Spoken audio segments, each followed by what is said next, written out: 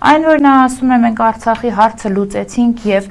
հիմնեցինք խաղաղություն, Սերժ Սարգսյանի մտքով չէր անցել, որ կարելի է հանձնել Արցախը եւ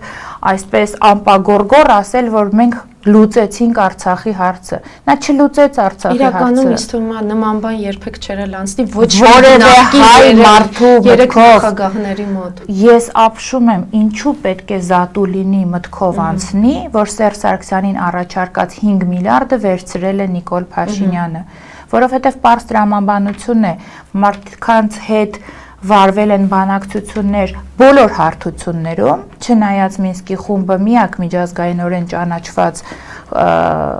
ձևաչափն էր, որի միջոցով պետք է խաղաղ լուծվեր Արցախի հարցը, հասկանում եք, Սերժ Սարգսյանի ժամանակ քննարկվում էր փուլային լուծենք, թե փաթեթային, ոչ թե տանկ բրծնենք, այլ քննարկվում էր, որ փաթեթային պետք է լինի, որովհետև եթե 5 շրջանը վերադարձնենք, հետո Ադրբեջանը կարող է էլի պայման դնի։ Դրա համար փաթեթը ինքնորոշման իրավունքը հենց հիմքում էր միայն ինքնորոշման իրավունքն էր։ Ես էլի եմ ասել, Նիկոլ Փաշինյանը ամենամեծ վնասը, որ բերեց բանակցային գործընթացին, այն էր, որ նա